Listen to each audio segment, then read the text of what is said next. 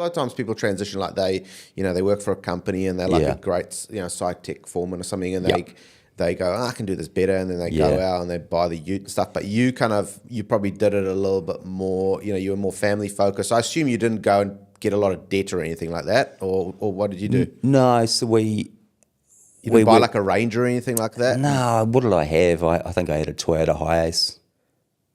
It may have been brand new. I can't remember now, but but we did run before we walked with a few things. Like we built our first house, so we borrowed a lot of money. Probably shouldn't have. It was 2010, which wasn't a great year. 2011 was worse. Yeah. So we were doing a few things like that. I was a good builder, but I had no business brain, and so I fumbled my way through being a dad and probably still drinking too much. Yeah. Just for fun or for stress? Why did I drink? Yeah, I don't think I was genuinely happy in those years. I would bury my head in the sand for many years. So I probably worked my way through the first 3 or 4, 5 years. The job started to grow and get bigger. We would take on staff.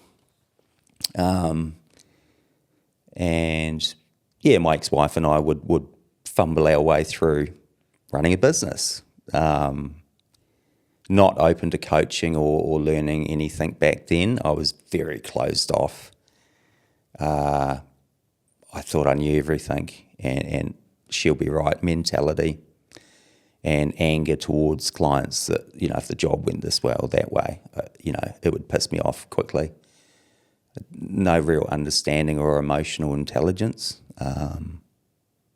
So we did that for many years. We just survived, I guess.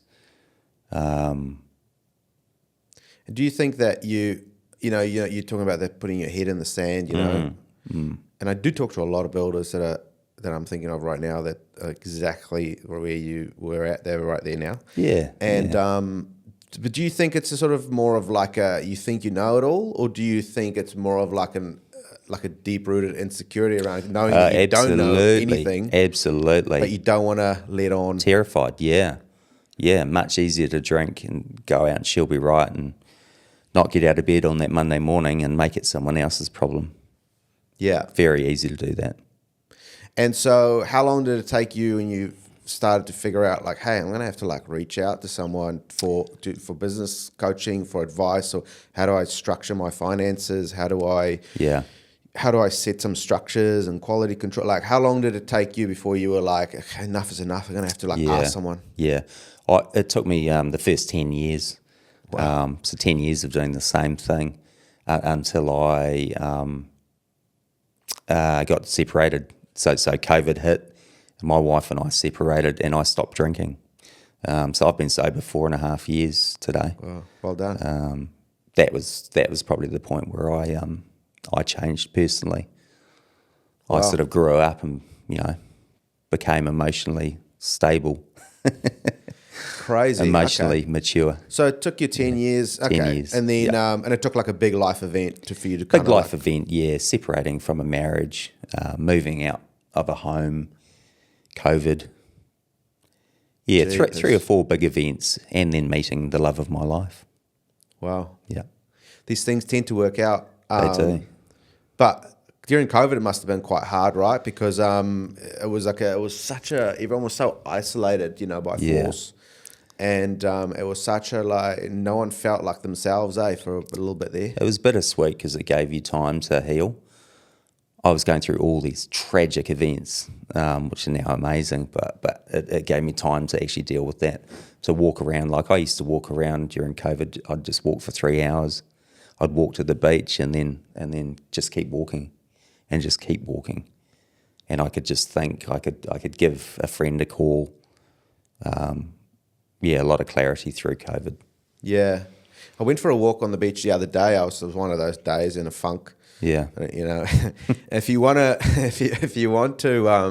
think you're alone in this world going through a hard time, go for a walk on the beach and just look around at other people, and you'll see real quickly that you're not alone, because everyone that's walking at like 11 a.m. on a beach is literally there going through the same shit. They're internally, looking out. It was actually I kind of giggled to myself, because I was like, look, all these people are just they're all in a funk. Everyone was just like staring out, going, what am I doing? You can just see it on their face. Yeah. And it was actually quite good, because it's like, okay, well, we all go. Life actually isn't easy. It's not. And so those years, or that year, that 2020, that's when I thought, right, I've just got to open up, start being honest and learning empathy and that kind of thing. And I went through a lot of therapy, and then a lot of coaching. That's where I thought, hey, I actually enjoy talking to people. Let's start talking to a wide variety of people. And that was therapists, coaches. So did your therapy? Yeah. And how did you find? Did you just Google like a? Yeah, I did. I was like, I need help today, and so I rang around until I found someone that could help me that day. Wow. A great lady that is still a close friend today. And so that was like the thing that opened your mind, because I'm getting, I'm somewhat getting coaching in my personal life here. Yeah. I might as well get now you're a bit more open to get input for your business as well. Yeah.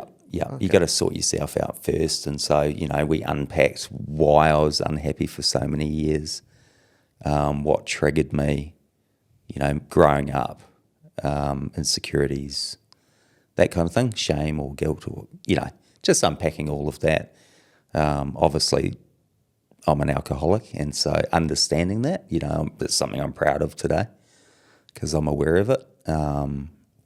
So was alcohol was that the main thing? Yeah. Alcohol and addict, that's what we say in recovery. And what was your drink of choice? Oh, beer and Appleton's, I think. Right. Appleton Dry, yeah. Seems to be the easiest one to hide, eh? Yeah. Alcohol, because it's so readily available, and you're social, and in today's world, you're almost weird if you don't drink, right? Yeah. You probably would find that now. Totally. People are like, well, you don't want to have a beer? Yeah. We go to events, but people know us now, and so they'll have non-alcoholic drinks in a chili bin waiting for us, Cool. It's great. Zero bubbly at the House of the Year Awards. People know that we don't drink. Yeah. So my partner and I were both sober. That's cool, man. Yeah. That's really it's inspiring. What's the best non-alcoholic beer out there? I like the beer, so the Sawmill Cafe. Right. Yeah, they do a beer. It's amazing.